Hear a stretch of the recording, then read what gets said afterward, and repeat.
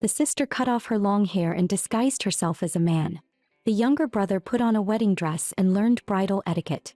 They deceived the royal family, risking execution. Yet it turned out to be the only way to save their house. In the previous life, the brother was framed by the crown prince for poisoning. The entire family was dragged down with him. One by one, their loved ones were sent to the guillotine. Linolly was on the brink of collapse. She regretted not noticing the bullying sooner and not stopping her brother from enrolling in the Knight Academy. If given another life, she swore the tragedy would never repeat. Soon the cold blade fell toward her. And then she jolted awake from the dream. Her nightgown was soaked with sweat as she shakily touched her neck. Suddenly, her brother rushed at her, crying that his sister had finally woken up. Linolly rubbed his cheeks in disbelief. When she confirmed he was real, tears burst free. Thank goodness. That's not good at all, Liam corrected immediately. It turned out Linolly had hit her head during sword practice, then spiked a fever over 104 degrees Fahrenheit and fell unconscious. Everyone had nearly given up.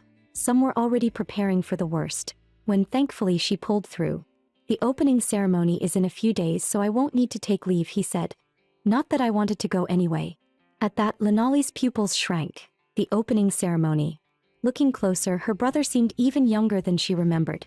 Had she been reborn right before he enrolled? In her previous life, as the heir of a knightly family, he possessed remarkable magical talent, yet was forced to attend the Knight Academy. Lacking any talent for swordsmanship, he was soon mocked and ostracized by his classmates. Worse still, he drew the attention of the arrogant crown prince. To keep the tragedy from repeating, she had to change the situation. Liam was troubled as well. I really envy you, sis. Your sword skills are amazing. If you were a man, you'd be far more suited to inherit the family than I am. That careless remark struck Linolly like a revelation. Right? If she were a man, she immediately shared her plan with him. But to her brother, the idea was recklessly dangerous. Once exposed, the consequences would be unthinkable. Linolly, however, spoke with full confidence. Relax. Trust me completely. With that, she set off at once to discuss the matter with their father. Before she could even speak, the old man pulled her into a tight embrace, anxiously asking if she still felt unwell anywhere. Linolly hurriedly patted his arm, protesting that if he kept squeezing like that, her waist would snap. At that, the old man finally loosened his grip. Linolly then grew serious and said she had something important to discuss. Under her father's puzzled gaze, she took down the ceremonial sword from the wall and aimed its blade at her own hair. Father and son were horrified, but by the time they tried to stop her, it was already too late. Her beautiful long hair fell to the floor. At the same time, Linolly revealed her plan. I'll enroll in the academy in my brother's place. Her father's jaw nearly hit the ground. You're marrying Duke Wagman next year. How could you cut off such beautiful hair? As he spoke, he covered his face, weeping in anguish. Linolly explained that her brother excelled at magic and should focus on deepening that strength, while she herself specialized in swordsmanship and would grow far more at the academy. Clearly, her father would not agree so easily. If the truth ever came out, the entire family would be doomed. Just imagining her surrounded by men in the Knight Division made him furious. I absolutely forbid you from spending your days among men. And you still have bridal training to complete. Linolly glanced at her brother and suggested that he attend the bridal classes in her place. After all, they looked exactly alike. Her father still refused to budge. In his view, rather than wielding swords, a woman should pursue her own happiness. But Linolly had her own definition of happiness. Marriage was not the only path open to a woman. Besides, with her hair cut so short, the Wagman family would likely reject her anyway. Please, she pleaded. Father, you have to agree. Faced with a maturity far beyond her years, her father felt the scales in his heart tip for the first time. Perhaps he shouldn't cage his child's future. After wrestling with himself, he let out a long, helpless sigh. 1 year. If within a year I decide you're unfit to be the family's heir, you'll withdraw and come back to marry. And so, the younger brother tragically began studying bridal etiquette. Linolly, carrying her father's wager, stepped into Fortis Academy. To avoid drawing the attention of that arrogant man, she resolved to keep a low profile on campus. Ironically, her striking looks made her the center of the girls' gossip instead. Look at him, he's so handsome. Which noble family is he from? Hearing those comments, Linolly couldn't help but wonder. Was Liam really that popular with girls? Just then, a commotion broke out in the distance as if someone important had arrived. Curious, Linolly turned her head. In the next instant, her pupils shrank. She would recognize the man at the front even if he turned to ashes. Crown Prince Dylan, the very culprit who had destroyed her family. Following closely behind him were the heirs of the Empire's three great families. With backgrounds and power that overwhelming, even the Academy's instructors dared not provoke them lightly. Just as Lin Ollie was about to leave this den of trouble, a familiar, cutting voice called out to her. "How did a sissy like you even get admitted? Looks like this year's night division is pretty pathetic." The words dripped with provocation. Lin Ollie appeared calm on the surface, but her heart was pounding in her throat. She had deliberately kept her distance. So why was she still being targeted? What she didn't know was that the Crown Prince was hopelessly narcissistic. Noticing that the cheers from the girls were quieter than usual, he began eavesdropping on the chatter around him. Upon learning that a freshman had stolen his spotlight, he decided it was time to teach that newcomer a lesson. Lin Ollie's complete indifference only made the Crown Prince more intrigued. "Are you arrogant?" he asked. "What's your name?" "Liam Lors." The Crown Prince thought for a moment, then let out a mocking snort. "So you're from that crude woman's family." Lin Ollie froze for a split second. Then anger made her tremble. "You're the crude one, your whole family is crude." Of course, she only dared say that in her head. Still, the fury in her eyes betrayed her displeasure. Clearly the Crown Prince noticed it too. He drew his sword and challenged Lin Ollie to a duel. "If I win, you'll become my slave." Lin Ollie found him utterly unreasonable. For her family's sake, she forced herself to endure it. But restraint only invited even harsher humiliation. Even the family she took pride in was trampled into worthlessness by the Crown Prince. At that moment, Lin Ollie truly snapped and drew her own blade without hesitation. "I accept your challenge. If I win, you will take back what you just said." With that, the duel officially began. Yet after only a few exchanges, the Crown Prince's calm expression gave way to shock. That slender frame hid an astonishing amount of power. Was she truly stronger than him? Once the thought of defeat took root, it spiraled out of control. His swordplay grew riddled with openings while Lin Ollie's attacks became ever more relentless. She had absolute confidence in her swordsmanship. Even the knights and captains of her own family had fallen to her blade.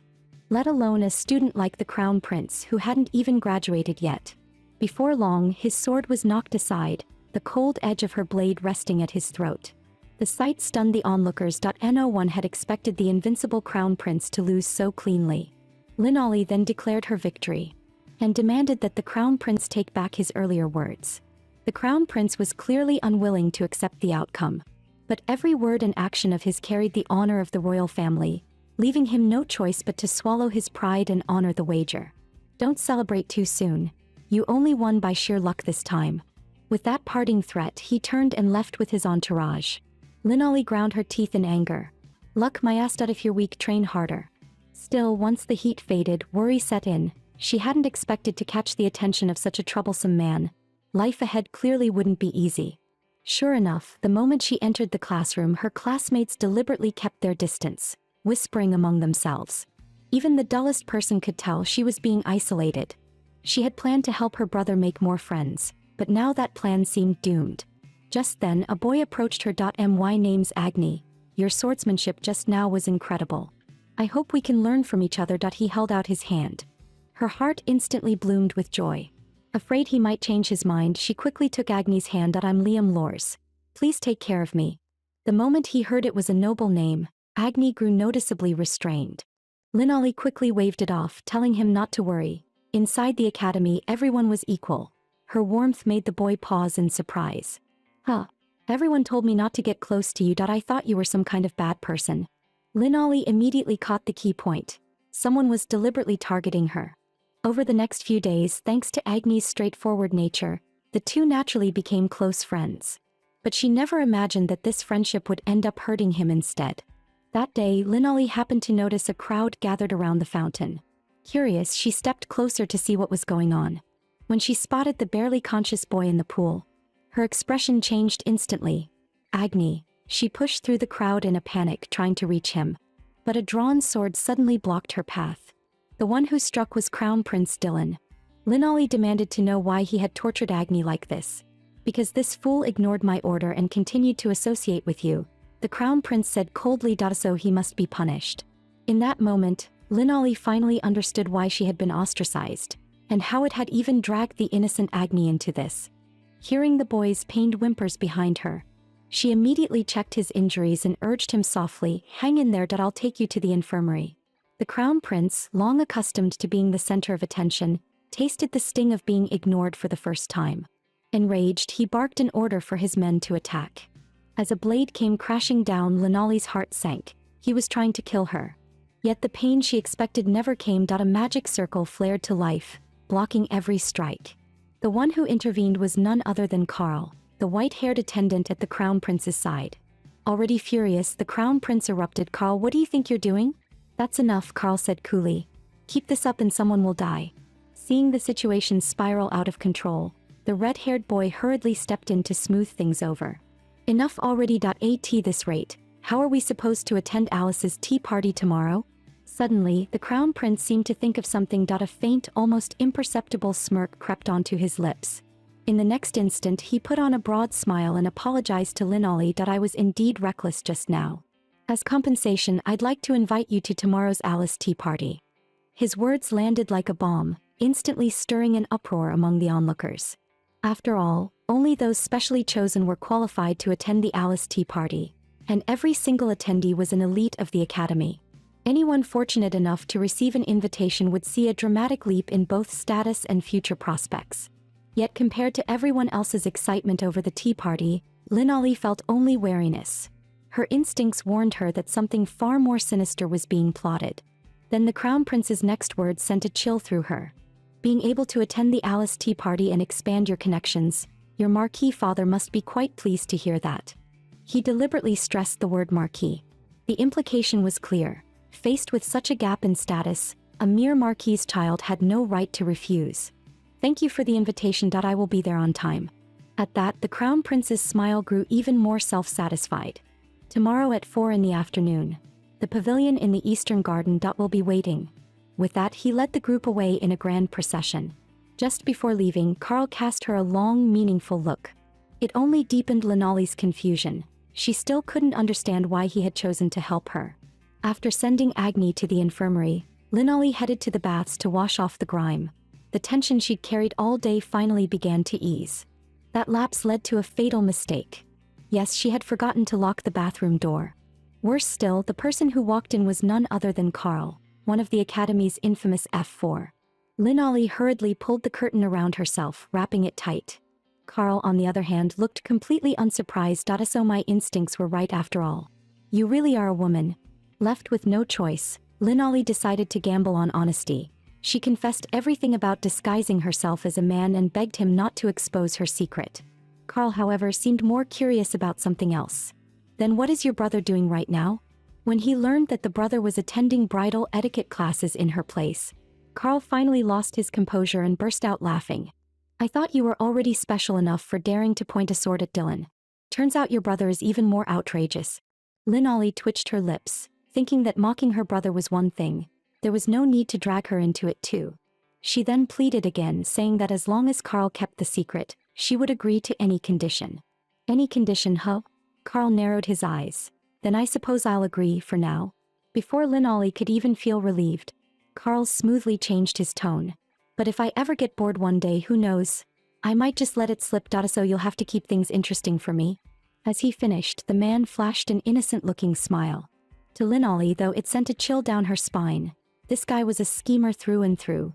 Walking into this deal felt no different from a lamb stepping into a tiger's den. The next day, the moment Linali entered the classroom, the classmates who used to shun her suddenly became overly friendly, crowding around her and trying to strike up conversations. Thinking back to the Crown Prince's invitation the day before, she gained a new understanding of just how influential the Alice Tea Party truly was. Still, she didn't see Agni anywhere in the crowd. From what her classmates said, he was still recovering from his injuries. Guilt washed over her like a tide. This had all happened because of her. Whether he still wanted to be her friend or not, she knew she had to apologize to him in person once everything was over. Before long, the time agreed upon for the tea party arrived. To her surprise, the moment Linali showed up, she was met with all kinds of strange looks. Some were scrutinizing, some disdainful, and some plainly eager for drama. It was clearly a trap disguised as a cordial gathering. Fortunately, Linali had already braced herself. And no matter what happened, she intended to see the tea party through.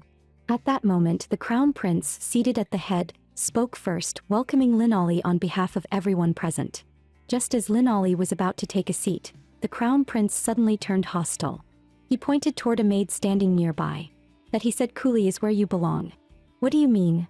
Lin Ali asked. That wasn't I invited to the tea party. Faced with Lin Ali's question, the crown prince finally bared his fangs. You've misunderstood me. It's to take part in the service at the tea party. Unrestrained laughter rippled through the crowd. In that moment, Lin Ali understood his scheme perfectly. Forcing the heir of a marquis's house to serve, there was no better way to humiliate her. She fought hard to keep the anger surging inside her under control.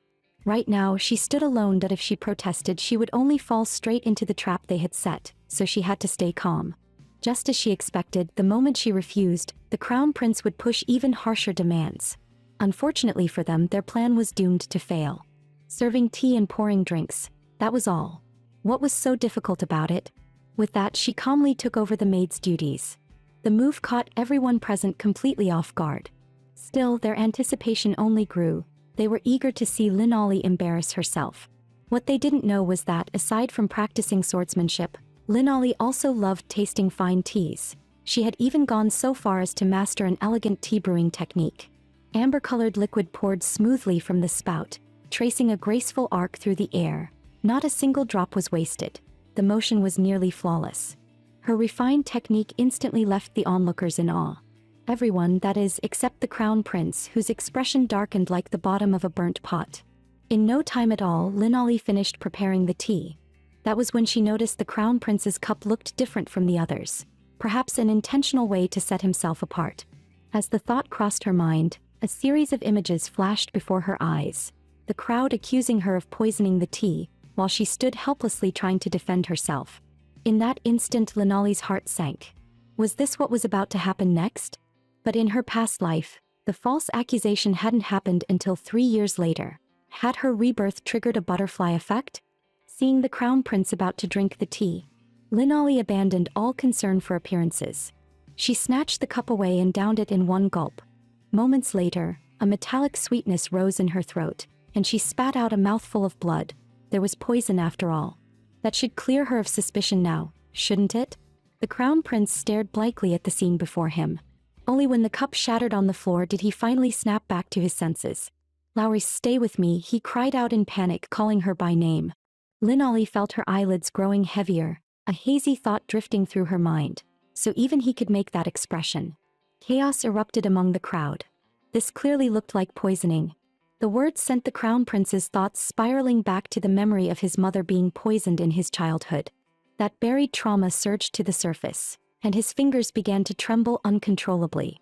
At that moment, the white-haired youth cast a healing spell on Lin Ali. The crowd was stunned. Carl was actually taking the initiative to save someone. He offered no further explanation. After a brief treatment, he lifted Lin Ali into his arms and prepared to leave. I'll take her to the infirmary. The poisoning incident was temporarily brought under control, but the matter was far from over. Next came the investigation into who had planted the poison. Looking at the unconscious girl, Carl couldn't help but reflect on her recklessness. She drank it even knowing it was poisoned. Still, that very act proved one thing beyond doubt. She wasn't the culprit. The real intent had been to use her as a pawn to assassinate the crown prince. Gazing down at the still sleeping girl, Carl's eyes turned cold. Anyone who dares scheme against me will regret ever being born. A gentle breeze brushed through the girl's hair as Lin Ali slowly opened her eyes. A familiar voice reached her ears. Turning her head, she found the crown prince standing there, his expression grim. Lin Ali jolted and sat up at once. The crown prince, clearly displeased, demanded an explanation. Her heart sank.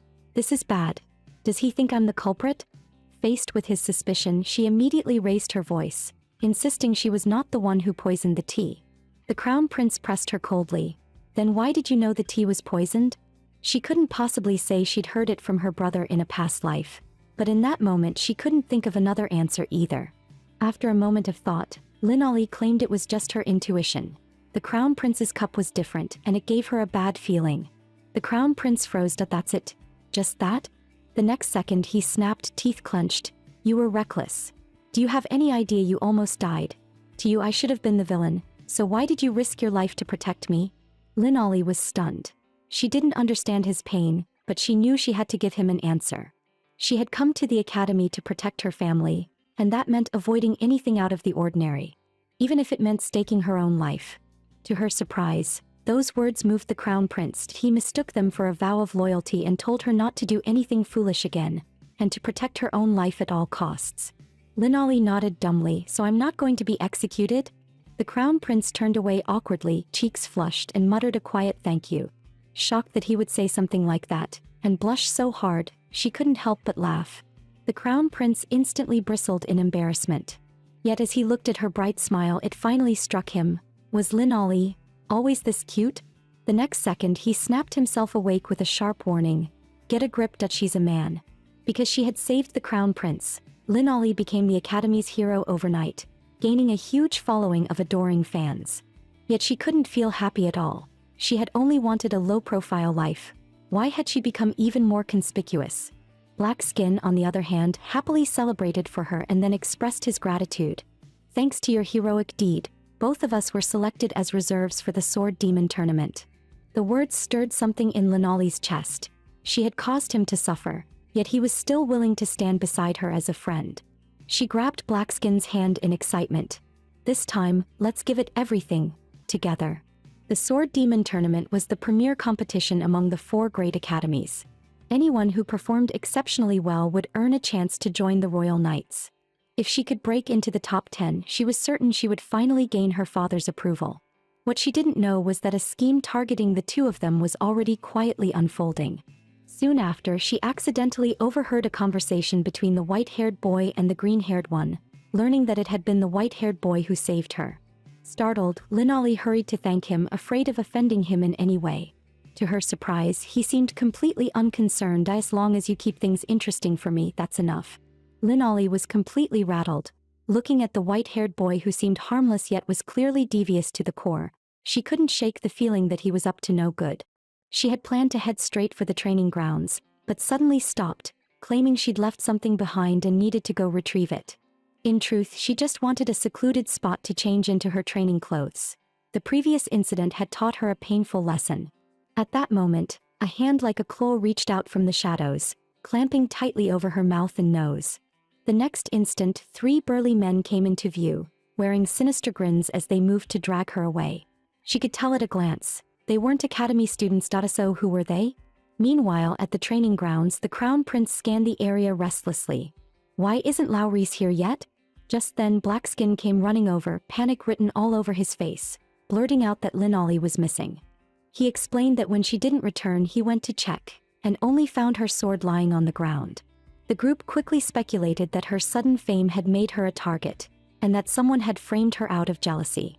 Hearing this, the crown prince's heart clenched with worry, but being who he was, there was no way he'd admit it out loud. Yet the moment her radiant smile flashed through his mind, he finally couldn't hold back any longer and bolted outside. At the same time, Linali was already tied up inside a dark, cramped room. Someone had paid these 3 men to cut off her arm. Upon learning the truth, Linali had no intention of waiting helplessly. She slammed her head straight into one of them. In the ensuing struggle, the bandage sealing her mouth was accidentally sliced apart. She seized the chance and screamed for help. The very next second, she was smashed hard against the floor. Just as the blade was about to come down, the door was violently kicked open. The crown prince burst in like a god descending from the heavens. When he noticed Linali's torn and disheveled collar, he instinctively assumed the worst, that she had already been violated, and an invisible killing intent erupted around him. "What did you do to Laurice?" Realizing who he was, the men immediately rushed forward, attempting to break through and flee by force. The crown prince reacted in a flash, drawing his sword that he flicked one man's dagger away, then sent another flying with a swift kick. The fluid, effortless motions left the remaining thugs frozen in shock. With one hand, he grabbed the last man and hurled him aside without mercy.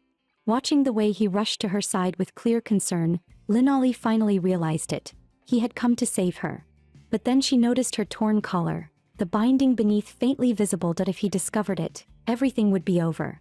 Gritting her teeth against the pain, she tried to get up on her own. To her surprise, the crown prince gently draped his coat over her shoulders, shielding her without a word. Linali froze. Didn't he hate me? Why was he being so gentle? Before she could think it through, the others arrived one after another. Confused, Linolly wondered how they had managed to find her.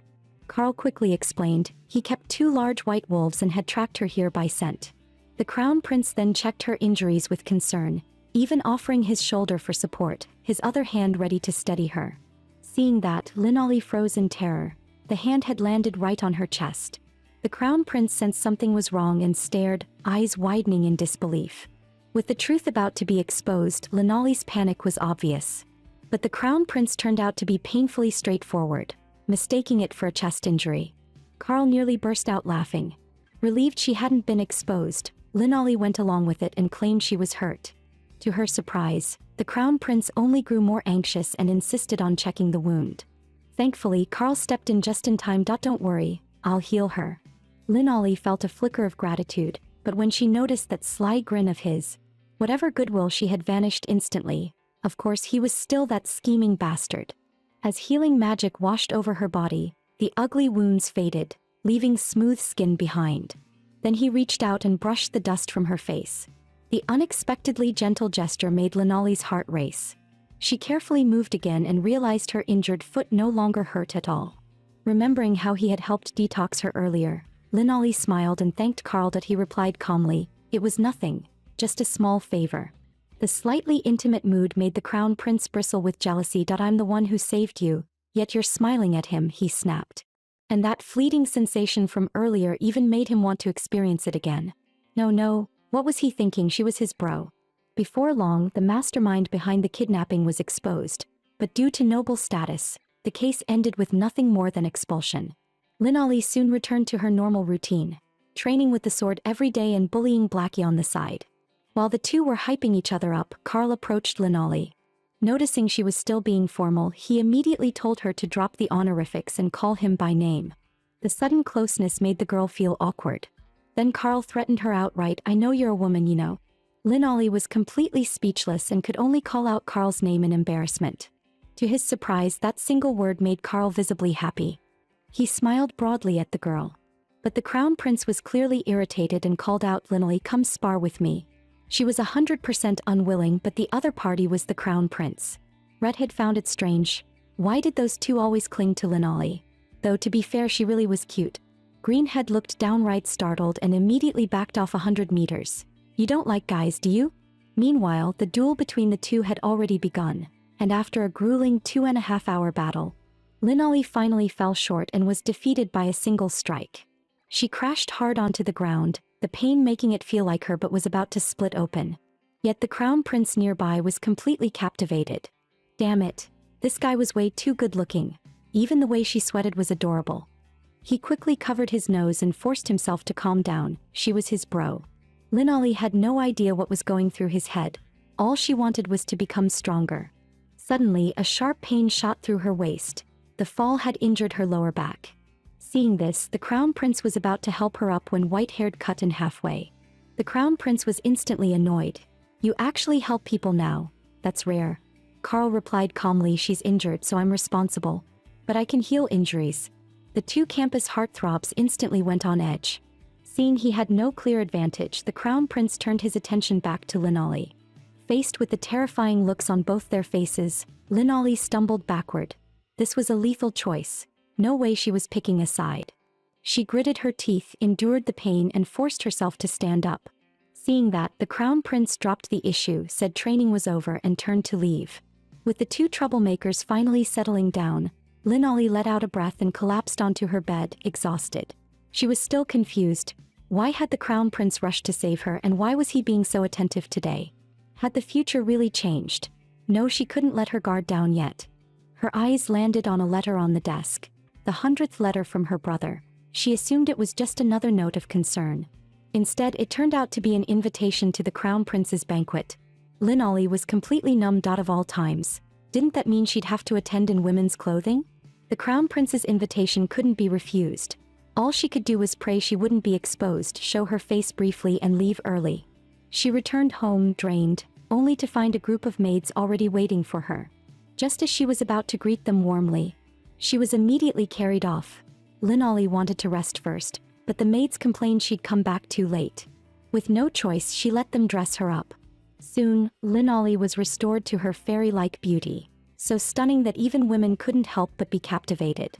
At that moment, her brother walked into the room. The siblings greeted each other excitedly. Suddenly, Liam noticed something was off. "Sister, won't your short hair give you away?" Linolly instantly perked up, saying she could simply skip the banquet, just like before, by pretending to be ill. Unfortunately, she had forgotten one thing. Her brother was a true magic prodigy. In the blink of an eye, snow-white pink hair cascaded down, identical to how it used to be. Her brother really was impressive, but the result was that she still had to go. Her brother extended his hand like a gentleman. "Let's go together, my sister." Despite her reluctance, she placed her hand in his. As the carriage sped along the road, she repeatedly reminded him that they had to stay together the entire time. Seeing how serious she looked, her brother could only sigh. He'd already heard it at least 100 times. What he didn't know was Linolly's real fear.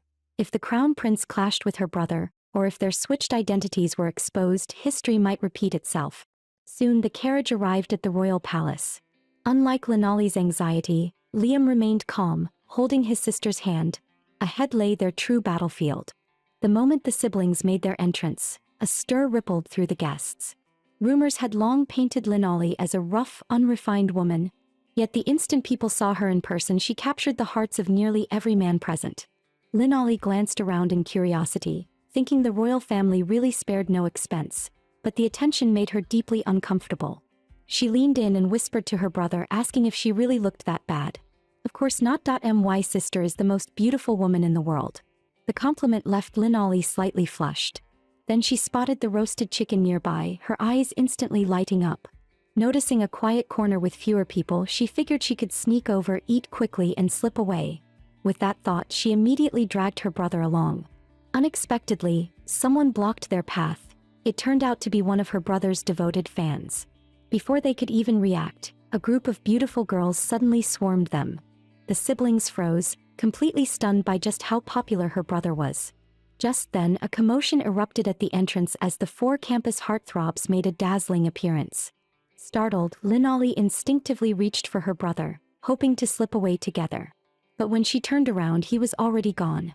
She froze. She had lost Liam. With no choice, she began searching the hall in a panic. Before she could find her brother, she bumped into a familiar figure and was about to apologize, only to be greeted by the worst possible sight: the scheming white-haired man. This was bad. Really bad. She tried to pretend she didn't recognize him, but he saw through her instantly. "That's not like you at all. This is my first time seeing you in a dress." He gently kissed the back of her hand. "My lovely lady, it's an honor to meet you." Then he asked what she was doing here. She was obviously looking for her brother, but that was the last thing she could tell him. Brushing it off as a minor errand, she watched as he didn't press further and instead extended his hand in invitation. Linolly blinked, not quite understanding. Turns out he was offering to escort her back. Despite the gentle smile on his face, Linolly recoiled in fear, only for him to lean in with a mischievous grin. "You don't want your secret getting out, do you?" As expected, he really was a devil. Faced with the white-haired man's smug expression, she had no choice but to swallow her pride to keep her secret safe. Reluctantly, she agreed to his terms. The moment the two appeared together in the hall, whispers spread among the guests, many remarking on how well they matched. Linolly, however, assumed they were gossiping about her. She quickly let go of his hand, bowed politely, and excused herself. Just as she turned to slip away, someone suddenly grabbed her arm. To her shock, the white-haired man was inviting her to dance, leaving her completely speechless. The first dance of the banquet was meant to be shared only with one's betrothed, something he knew perfectly well, yet he still asked on purpose. Embarrassed, Linolly politely declined. Though disappointed, he didn't force the issue. With some breathing room at last, Linolly started searching for her brother, but he was nowhere to be found. Had he really left her behind and gone home? Just then, someone called out to her. Another guest was asking her for a dance. In the next instant, she was shoved aside by other lecherous men. Linolly panicked, trying to stop the commotion, but the number of men crowding around only kept increasing. She glanced toward the empty balcony, an idea flashing through her mind, and quickly smiled as she excused herself from a few of them. Wearing high heels, she burst into a full sprint, vaulting over the railing with one hand in a surprisingly smooth motion, only to collide head-on with the crown prince, who had been out for a stroll. As the distance between them closed in an instant, a single thought filled her mind. this life is over. When she stood back up clutching her head, the crown prince was already lying beneath her, reduced to a human cushion. This was beyond saving. She scrambled to her feet in panic, terrified as she prepared to apologize. Known for his explosive temper, the crown prince was about to order her execution on the spot. But the moment he saw her fairy-like face, he swallowed the curse words back down. "Aren't you Liam?" Linolly thought her secret had been exposed, only to realize he'd simply mistaken her for a man in women's clothing. Right, this was the crown prince after all. A classic simple-minded noble. She quickly explained that she was Liam's older sister. "My name is Linolly Loris." The crown prince was completely stunned. This was basically a female version of his best buddy. If she looked like this, he wouldn't even mind us. "Oh, you're the one they've been talking about." He stopped halfway through his sentence. Yet it was enough to trigger Linolly's memory. "You were going to say I'm a tomboy, weren't you?" Suddenly remembering his status, she immediately shut up and instinctively backed away 100 meters. To her surprise, the crown prince burst out laughing. "You really are just like the rumors. Jumping off the second floor and even daring to yell at me." That unexpected gentleness only made Linolly more uneasy. She lowered her head, about to apologize, when she noticed the injury on the back of his hand. She quickly pulled out a handkerchief she carried with her, and carefully wrapped his wound. Watching the girl focus so intently, the crown prince felt his heartbeat spiral out of control. Once the bandaging was done, Linolly finally realized how rude she'd been earlier. The crown prince didn't mind at all. If anything, he felt oddly pleased. Linolly, on the other hand, was sure she was doomed. She disrespected the crown prince and gotten him hurt. Just as she considered making a run for it before he lost his temper, her stomach let out a loud growl, instantly turning the moment awkward. Linolly was completely mortified, yet the crown prince only laughed harder. It was his first time seeing such an adorable lady. Her expressions kept changing. He wanted to watch her a little longer. Meanwhile, Linolly's mind was filled with only one thought: run. But the crown prince suddenly grabbed her hand. "Will we get to meet again?" A few days later, he sought out his bro again, shyly asking about Linolly. Ever since that night, he'd been looking forward to seeing her once more. Linolly, however, panicked, thinking he had come to settle scores. She immediately bowed a full 180 degrees, apologizing profusely. Instead, the crown prince flushed in surprise. She actually remembered him. Staring at his friend's face, it really was true. The two looked exactly alike. Every time he recalled the girl from that night, his heart would flutter uncontrollably. Then it hit him. That must be it. He only liked his friend's face. After all, with a face that cute, who wouldn't be moved? When Linolly asked about his injury with genuine concern, he got so excited that he leaned in too close, leaving his bro completely stunned. To his surprise, the crown prince wasn't angry at all. He even felt a little happy. Just then, Redhead appeared and casually wrapped an arm around Linolly. The other two soon joined them as well. Hearing them discuss a powerful figure about to return, Linolly grew curious about who they meant. It turned out to be the most gifted young knight the Academy had ever produced. He had entered the Knight Order early through sheer ability, and now every student was talking about him. He was also the Crown Prince's sworn rival. What irritated the Crown Prince the most was that this man happened to be Linolly's fiancé. Noticing the change in her expression, White-Haired leaned in and quietly asked what was wrong. "Who exactly is the person you were talking about?" Everyone froze. Even White-Haired looked stunned. "Isn't that your legendary fiancé?" Linolly nearly short-circuited. "Since when did I have a fiancé? This was bad, really bad. And that man was coming back way too soon." A few days later, due to Knight Order training, everyone was sent to a designated training facility. When Linolly saw the room assignments, her mind went blank. 2 people per room and shared public baths. She was on the verge of losing it. What was she supposed to do? Just then, White-Haired stepped closer and casually asked if she wanted to room with him. The entire group was stunned. Linolly, on the other hand, felt like she'd just seen the light at the end of the tunnel. The Crown Prince assumed White-Haired was joking, but while he wore a playful smile, his gaze was unusually serious. He leaned in again, tempting her. "My room has a private bathroom, you know." That hit her right where it hurt. White-Haired knew she was a woman, meaning she could bathe alone and avoid exposure. Honestly, it sounded perfect. Seeing her hesitation, White-Haired made the decision for her. "You'll be staying with me from now on." With no way to refuse, Linolly could only follow White-Haired to his quarters. The room was far larger than she'd expected. There was even a bed nearly 5 meters wide. That was when White-haired finally showed his true colors. Don't you think you owe me something? I went through a lot to keep your secret. And after all that, you still turned me down for a dance that night. Linolly froze, flustered, scrambling to explain herself. Then it hit her. This was probably just his twisted sense of humor. He wanted to see her panic. She forced herself to calm down and looked up seriously. Fine. Then tell me, what do you want me to do? What she didn't realize was that this earnest expression only made her more enticing to him. At first, he treated everything as nothing more than a way to kill time. But now he had no intention of handing Linolly over to anyone. Not even the crown prince of the empire. At the next banquet you'll dance with me, he said lightly. In a dress, of course. Out in the corridor, the crown prince hurried toward White-haired's room. He was clearly worried sick about Linolly, yet kept brainwashing himself, repeating over and over that he was totally straight. He soon reached the door and froze when he realized it was slightly open. He crept closer to peek inside. The next second his eyes went wide.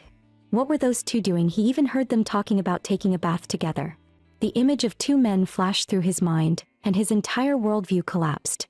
His mental CPU completely overheated. He burst through the door without thinking. What are you two guys doing? White-haired let go of Linolly with a sigh. Seriously? Interrupted at the worst possible moment. The crown prince was stunned. You two? Don't tell me you're that kind of couple? Linolly was about to explain, but White-haired casually wrapped an arm around her waist. It's fine if he knows. Linolly completely froze. What on earth was he doing? The crown prince took another critical hit. Don't tell me, you like White-haired too? She quickly shoved him away and explained it was all a misunderstanding. She didn't like him at all. This was just Carl's usual joke. Everything suddenly made sense to the crown prince. White-haired must be forcing Linolly, using his wealth and status so his good buddy couldn't refuse. Then I'll be the one to save her. He stepped forward and pulled his good friend behind him. The two rivals nearly came to blows over Linolly, while she herself stood there, completely clueless about what was happening. The day's training soon came to an end. Thanks to the crown prince's interference, Linolly found herself worrying about where she'd be staying tonight. Again. She suddenly noticed a crowd gathered around the notice board, and an ominous feeling crept up her spine. Sure enough, the crown prince announced a new room assignment. This time he and Linolly would be sharing the same room. Linolly was completely stunned. She was supposed to stay far away from him, so how did she end up even closer? White-haired immediately voiced his protest. The crown prince replied with righteous seriousness, "You're too dangerous for my good buddy Dias crown prince. It's my duty to protect the people." White-haired shot back bluntly, "You just want to share a room with her."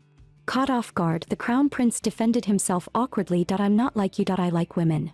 White-haired's gaze suddenly turned oddly meaningful. "So do I." The dense crown prince completely failed to grasp the implication. Ignoring Linolly's internal meltdown, he dragged her straight into the room. The space inside was surprisingly large. Unfortunately, there was still only one bed. The crown prince confidently claimed it was big enough to sleep 100 people. Linolly nearly exploded on the spot. A girl sleeping with a guy. How was that okay? On top of that, her sleeping habits were terrible. If she accidentally hurt the crown prince, it would be a capital offense. She quickly suggested sleeping on the couch instead. With a serious face, the crown prince said, "I'm not White-haired. I won't touch you."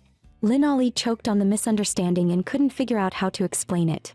Just as the atmosphere grew awkwardly tense, the crown prince suddenly told her to go take a shower first. Linolly completely froze. "Why your highness should bathe first," she blurted out. The crown prince used unfinished work as an excuse and told her to go ahead. When she tried to refuse again, he simply ordered her to go wash immediately. Linolly didn't dare argue anymore. Even though it was just bathing, it felt unbearably embarrassing. All she could do was pray he wouldn't notice anything strange. She carefully stepped into the bathroom and had just closed the door when, outside, the crown prince started clawing at his own hair in frustration. Ever since seeing Linolly's true appearance, he had sworn to protect his good buddy. Only then would he have a chance to see that girl again. Unaware of this, the very girl on his mind was soaking peacefully in the bath. Linolly lightly patted her soft cheeks, reminding herself to stay calm and never expose her secret. She stood up to get dressed when a cute little spider suddenly appeared, hanging upside down in front of her. Her entire vibe instantly flipped. A piercing scream exploded from the bathroom. Thinking his good buddy was in danger, the crown prince burst in, only to crash straight into Linolly. His face flushed bright red in an instant. Linolly finally snapped back to reality, her mind screaming one thing only: he absolutely could not see her body. She spun around and dashed back into the bathroom, silently praying she hadn't been exposed. Luckily, the Crown Prince's brain was working just fine. He was only focused on what had actually happened. After hearing it was just a spider scare, he spotted the tiny culprit at once. He grabbed it casually and tossed it out the window. Relaxed, it's gone now. Hearing that, Linolly cautiously opened the door a crack, peeking out with a pitiful, timid look. In that instant, the Crown Prince felt his heart skip a beat. His life suddenly felt complete. He quickly turned and sank into the bath, forcing himself to calm down. Yet the image of Linolly freaking out over a bug kept replaying in his mind, drawing an uncontrollable smile. Then he remembered how soft she felt when he caught her. No, wait, that guy is a man. A faint sense of disappointment surfaced. No wonder White Hair liked her. If his good buddy was already this good-looking, then as a sister she'd be. He splashed water on his face, scolding himself for letting his thoughts drift into dangerous territory. Just as he was about to call for servants, it suddenly hit him: there was no one else around today. The room held only him and his good buddy. Linolly had been waiting for the Crown Prince, about to explain what just happened, when she suddenly noticed something off about his posture. She reached out to stop him, only to be startled by the scorching heat of his body. Before she could ask what was wrong, he collapsed onto the bed, pulling her down with him. Only then did she realize the Crown Prince was suffering from oxygen deprivation. She tried to get up to fetch water and cool him down, but he grabbed her arm. His unfocused gaze clearly mistook his good buddy for his sister. I missed you so much, Linolly. I finally get to see you again. Ever since the first time I met you, I haven't been able to forget you. You're so beautiful, so beautiful. Disguised as a man, spending the night alone with the campus heartthrob, only to be met with a heartfelt confession. The gentle look in his eyes sent Linolly's heart racing. And just like that, after saying those words, he fell asleep, leaving her alone with her spiraling thoughts. Had her secret, pretending to be a man, already been exposed? The next morning, the Crown Prince woke up groggily, and the first image that surfaced in his mind was the girl from the night before. He jolted upright, scanning the room in search of her. What greeted him instead was his drooling, sprawled-out good buddy. He was speechless. How could someone have such a disastrous sleeping posture? The thunderous snoring alone made it impossible to imagine this person as a woman. It seemed the girl he saw last night had been nothing more than an overly vivid dream. Some time later, Linolly yawned her way to the training grounds, mildly annoyed that she'd slept in. Thinking back to the Crown Prince's heartfelt confession, she had assumed her identity was exposed. But judging by his cold, awkward attitude that morning, her disguise was clearly still intact. When she finally arrived at the training field, she realized she'd become the center of attention. Because of the rivalry between the two campus idols, rumors spread that Linolly had been flirting with both, with some even calling her the Academy's disgrace. She couldn't understand why everyone had suddenly turned on her. Just then, Blackskin waved at her excitedly. Seeing that Linolly was unharmed, the worry he'd been carrying finally eased. After all, he'd always thought she and the Crown Prince didn't get along. That was why the Crown Prince's sudden decision to share a room with her felt suspicious, making Blackskin wonder if it was another scheme. Hearing his explanation, Linolly's eyes welled up. Thank you for caring about me so much. Blackskin's heart suddenly started racing, for one simple reason. Linolly's smile was way too cute. Flustered, he hurriedly made up an excuse and retreated. Nearby, the white-haired boy had seen everything. Because of the Crown Prince, Linolly had once again become the center of rumors. What a mess. The Crown Prince looked completely confused. What rumors? The white-haired boy sighed. With your IQ, you should really stay away from me. The Crown Prince was about to snap back, but training was about to begin. And no matter how annoyed he was, he had to hold it in. Elsewhere, Linolly and Blackskin were sparring. Spotting what he thought was an opening, Blackskin moved in to press his advantage. Only to realize it was a trap. A clean sneak attack from behind landed perfectly. Blackskin was sent crashing to the ground. Damn it, I really thought I'd win today.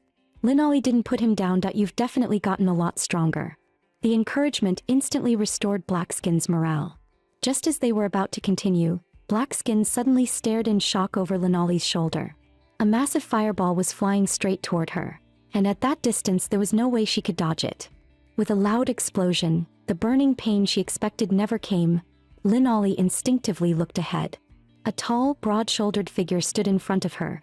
Even after all this time, she recognized him instantly, vivid red hair, striking golden eyes. It was her fiancé, Richie. Voices called out around them, checking on him. Facing the worried looks of the others, he calmly stated that he was fine. No one noticed that Lenali's ankle had been injured. Her fiancé, however, caught it at a glance. The red-haired boy nearby stepped closer. "Wagamon, you finally made it."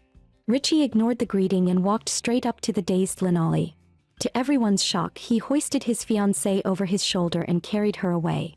The crown prince hadn't even processed what happened before his good buddy was gone. Richie placed Lenali onto a bed in the infirmary. Only after he turned to search for medicine did she finally realize her ankle really was injured.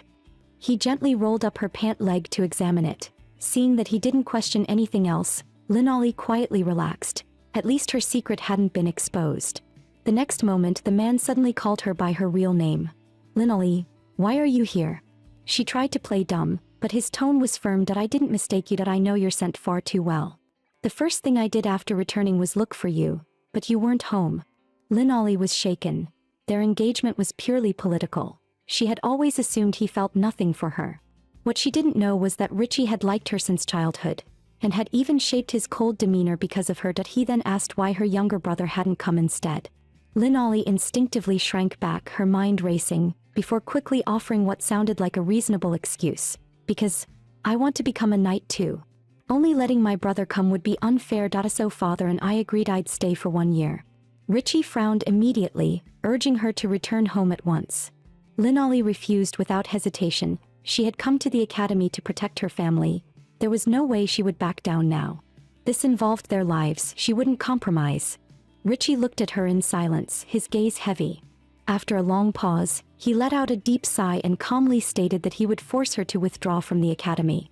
Panic surged through Lenali that if she went back now, her family could be in real danger.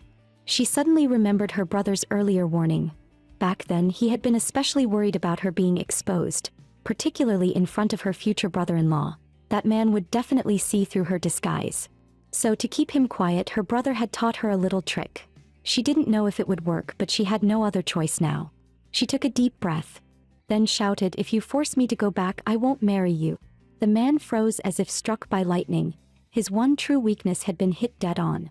He could tolerate many things, but he absolutely couldn't stand the idea of his fiancée being surrounded by other men. Lenali hurriedly added, "I'll only stay for 1 year. That I already made a deal with father. Once the time's up, I'll withdraw immediately." Richie lowered his gaze. "After that year, will you marry me?" She nodded without hesitation. Seeing this, Richie could only give in. Even Lenali was surprised. It worked that well. Did he really want to marry her that badly? In her previous life, ever since their engagement, Richie had always been busy. After their family was framed, their engagement was torn apart, and she never knew what happened afterward. She only remembered that when they were children, Richie had been rather weak. Whenever Lenali beat him, he would immediately turn into a teary, sobbing mess. He had once asked her pitifully, "So, you really do like strong men more, don't you?" Back then, Lenali had admitted it without hesitation, almost happily. Richie took it seriously.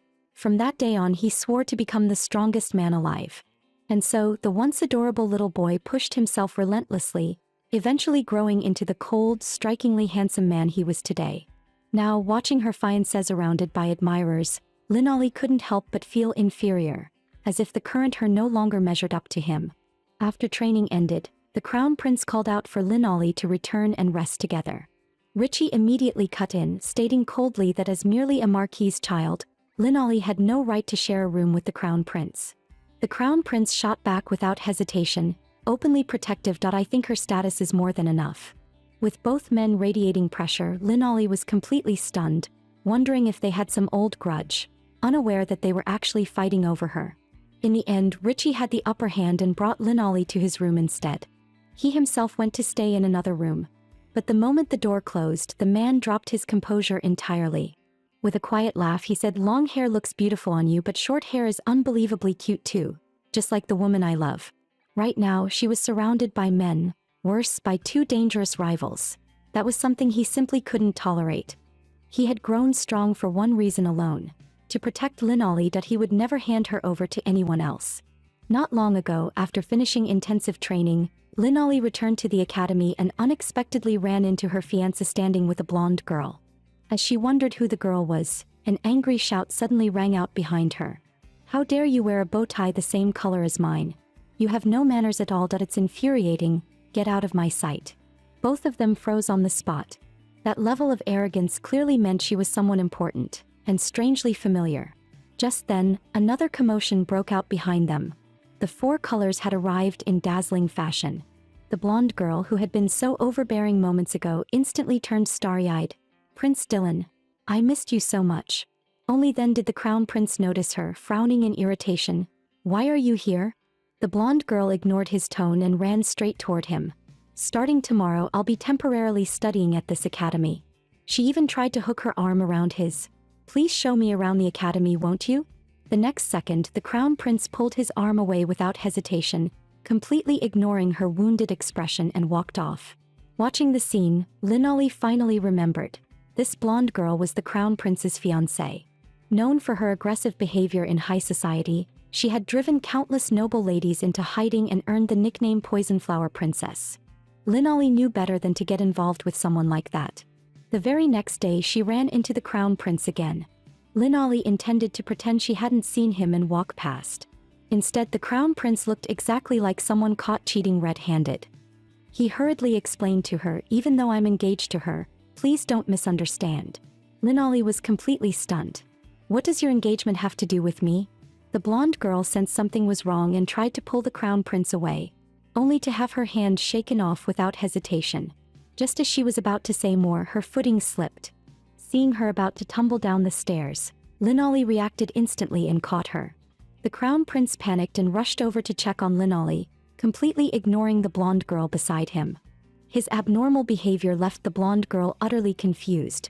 Why was her fiancé worrying about another man instead of her? And what was with that gentle look in his eyes? In an instant, it all seemed to click. Unbelievable. Just because he's a little cute, he thinks he can steal my man. She stormed into the garden alone to vent her anger. Suddenly, heavy footsteps echoed behind her, and she turned around on high alert. A cloaked figure stood there, speaking softly. "I can help you get rid of lorries." The blonde girl wasn't stupid, she scoffed coldly. "And why should I trust someone who won't even show their face?" In response, the other party let out a mysterious chuckle. After hesitating for a couple of seconds, the blonde girl told him to explain the plan first. Over the next few days, she completely changed her attitude. Instead of being arrogant and overbearing, she clung to Linolly every day like an innocent schoolgirl. She was clearly a woman who only cared about the crown prince, yet she kept getting close to Linolly, leaving her utterly confused. While Linolly was still thinking, the blonde girl spoke shyly. "There's something I want to tell you in private. It's not convenient to talk here." She then brought Linolly back to her room. After making sure no one was around, she suddenly adopted a bashful posture and confessed her feelings to Linolly. Linolly was completely stunned. This girl was the crown prince's fiancée. As if reading her thoughts, the blonde girl explained that although the crown prince treated her very well, she simply couldn't return his feelings. Linolly felt her brain short-circuiting. Hadn't the crown prince always been the one rejecting her? Or was he actually the tsundere type? Just then, the blonde girl loosened her collar. Before Linolly could react, her arm was suddenly grabbed. By the time she came back to her senses, they were already in an awkwardly intimate position. Linolly's face filled with confusion. The blonde girl smirked, yanked her collar open, and suddenly screamed for help. The next second, the door burst open and several guards stormed into the room with killing intent. The moment they noticed the blonde girl's distressed expression, they immediately drew their swords and ordered Linolly to surrender. Realizing the misunderstanding couldn't be explained away, Linolly drew her sword in self-defense. She couldn't understand why the blonde girl would frame her. She had even saved her earlier. But one against many was a losing battle, and under the guards' coordinated attacks, Linolly was quickly pushed back. At the critical moment, Ricky appeared like a god descending from the heavens, blocking the strike. "From now on," he said calmly, "your opponent is me." Stepping forward with explosive force, he swept through the guards, knocking them to the ground in an instant. Linolly barely had time to breathe before the crown prince arrived. After hearing the commotion, 3 others followed closely behind him. The blonde girl immediately ran toward the crown prince with a pitiful look. She accused Linolly of trying to assault her and begged the crown prince to stand up for her. Linolly didn't know how to explain herself. Without any evidence, no one would believe her. If she laid a hand on the blonde girl, she wouldn't just face execution. Her family could be dragged down with her. Tears of frustration welled up in her eyes. After being reborn, was she still unable to change her fate? But the blonde girl wasn't satisfied. She accused Lin Ollie of seducing men at the academy and demanded that the crown prince expel her. Just as despair set in, the crown prince spoke coldly, "Lors is my friend that I won't allow anyone to slander her." Lin Ollie froze in shock. She never expected the crown prince to stand on her side. Even the blonde girl was stunned. Lors would never do something like that. The only possibility is that you're framing her. His gaze turned. "I see why. Do you really think I'm foolish enough to believe you instead of my own friend?" The blonde girl tried to explain herself further. But the crown prince cut her off mercilessly. "Be why my authority is crown prince. I sentence you to death." The ruthless declaration stunned everyone present. The blonde girl trembled violently, desperately begging for mercy, about to reveal the truth about the mysterious figure, only to find her throat sealed by some unseen force, unable to utter a single word. Her legs gave out and she collapsed onto the floor. Lin Ollie was completely shaken by the word execution. In her previous life, she and her family had been sent to the guillotine because of that very word. A nightmare etched deep into her memory. The crown prince suddenly asked about her condition, concern evident in his voice. But the hand reaching toward her reminded Lin Ollie of his brutal, merciless image from her past life. To everyone's shock, she slapped his hand away in fear, tears streaming down her face. The crown prince was about to ask what was wrong when Lin Ollie screamed, "Don't come any closer." Richie immediately stepped in, stopping her and apologizing to the crown prince on her behalf, asking His Highness to forgive her rudeness. He then grabbed Lin Ollie's hand and swiftly led her away from the scene. The crown prince couldn't understand it. He had only wanted to help Lors. Had he really done something wrong? Irritation surged within him, and he ordered that the blonde woman be spared execution and imprisoned in the dungeon instead.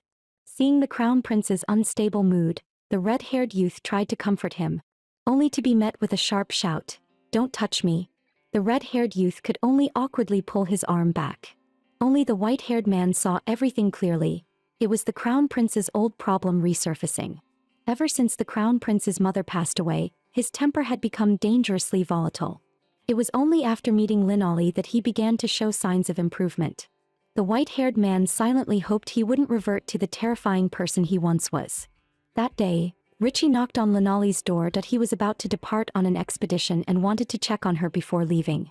Lin Ollie smiled and reassured him that she was fine.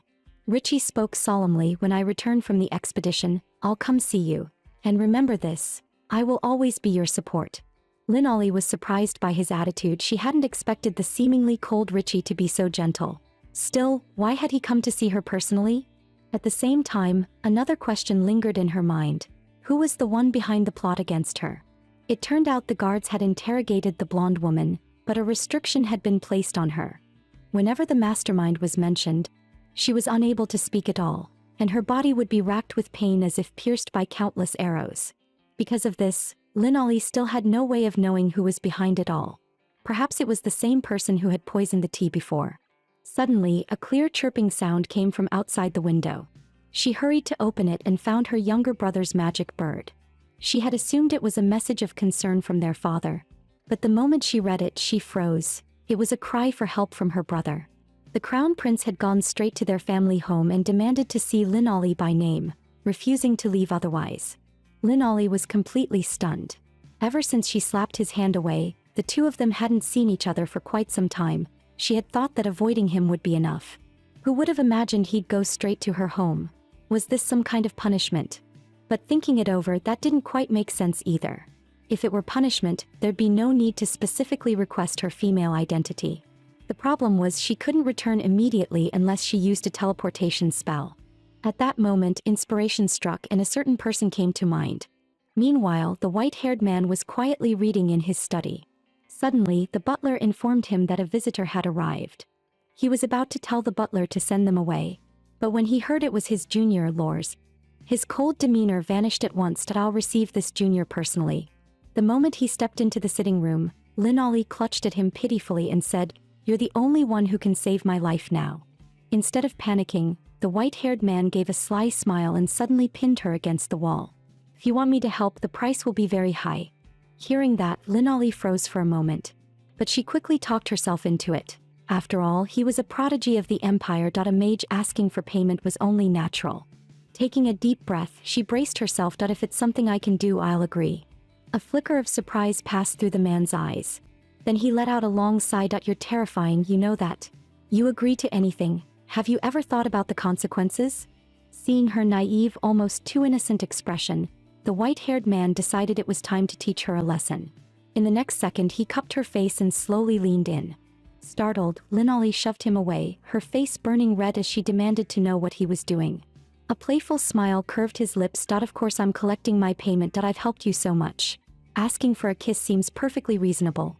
Linolly instantly felt like steam was about to pour out of her head. Sure, he had helped her plenty of times, but kissing was way too much. The white-haired man kept smiling. This is about your life. Are you really saying you can't even do that? He sighed again. Come to think of it, I'm always the one helping you and you've never really repaid me. The words left Linolly unbearably embarrassed. In the end, she could only make a promise to the next banquet. I'll agree to dance with you. When the white-haired man didn't respond right away, Linolly asked uneasily if that was really okay. To her surprise, he played it off shamelessly. After everything I've done, all I get is one dance. That's a terrible deal for me.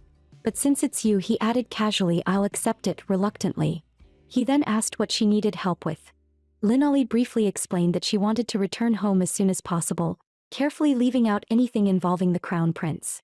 After all, whenever the blue-haired and white-haired ones got together, nothing good ever came of it. Luckily, he didn't press further. With a wave of his hand, a massive magic circle slowly appeared on the ground. He instructed Linolly to stand in the center. She finally let out a breath of relief, thinking she could go home without worry. Watching him focus on the spell, a sense of guilt crept in. She really had been freeloading off him, and this hardly counted as proper compensation. With someone as deviously clever as him, what if he ever exposed her secret of disguising herself as a man? As she pondered that, she remembered the request he'd made earlier. It was as if she made up her mind in that moment. Taking advantage of his distraction, she suddenly grabbed his tie and pressed a quick kiss to his cheek, making his eyes widen in shock. He lifted a hand to the spot she had kissed, and for once, the usually composed and scheming man actually blushed.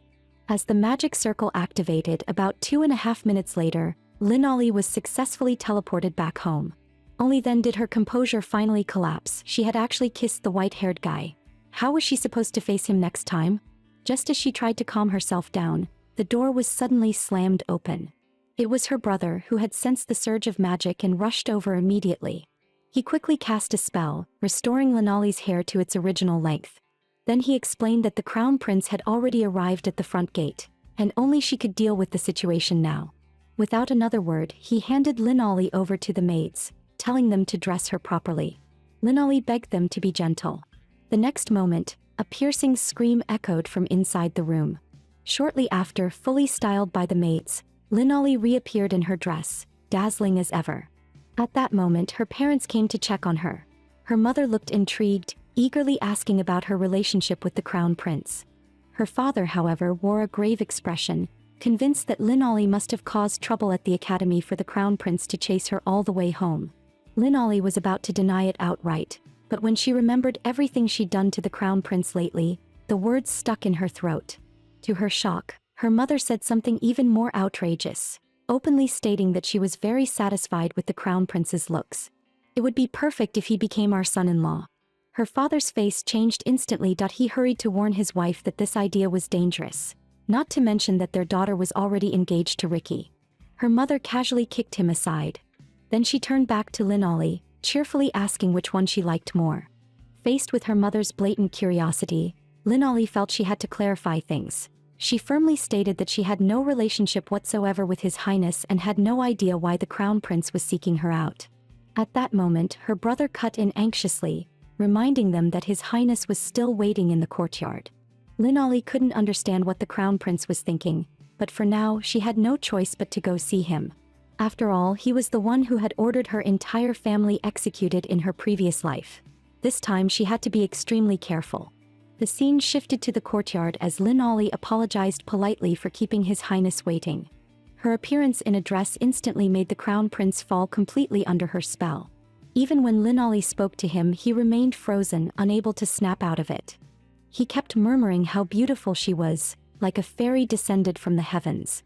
Such direct praise made Linolly blush, and she asked him to stop teasing her. Unexpectedly, the Crown Prince replied seriously, "Those words are meant only for you." The answer left Linolly speechless, and the atmosphere suddenly grew unmistakably intimate. The two of them took their seats in the courtyard, yet neither spoke a word. Linolly stayed on guard the entire time, watching the Crown Prince closely and reminding herself that he was her enemy from her past life, someone she could never trust. In the end, it was the Crown Prince who broke the awkward silence. "What were you doing today?" "Your Highness, that's my private business." The atmosphere instantly turned cold again. Even the Crown Prince could tell she had no intention of engaging with him. "Are you angry because of what happened with your brother?" Linolly immediately shook her head, but the irritation was obvious on her face. The Crown Prince ran a hand through his hair in frustration. "I honestly don't understand you siblings. I was trying to help him. So why are you both upset?" Seeing this, Linolly stopped holding back. "Have you forgotten?" she said coldly. "You publicly humiliated my brother." Only then did the Crown Prince recall the foolish things he had done. He hesitated, opening his mouth before saying, "Isn't that already in the past?" "Yes, at first I didn't like your brother, so I wanted to bully him. But lately I really..." Before he could finish, Linolly cut him off. "Do you have any idea how much pain that caused him?" In her previous life, her brother hid the bullying he endured so the family wouldn't worry. By the time Linolly realized something was wrong, it was already too late. And the cause of it all was nothing more than a careless remark. "I just didn't like him. I'm sorry. All of this happened because of my own weakness." The Crown Prince explained that Liam's hair color was the same as his late mother's. Every time he saw it, the image of her brutal death resurfaced, and his emotions spiraled out of control. Linolly never imagined that the usually arrogant Crown Prince would apologize on his own. Seeing the pain etched on his face, she couldn't help but wonder what he had been through. As she was lost in thought, her foot suddenly slipped and her body pitched forward. Thankfully, the Crown Prince caught her just in time, pulling her into his arms. The closeness startled Linolly and she immediately pushed him away. But before she could steady herself, he pulled her back into a tight embrace. "Just let me hold you a little longer. If someone sees us, they'll misunderstand. Then let them misunderstand." As he spoke, the Crown Prince reached out and gently touched her face. "Linolly Lors, I like you."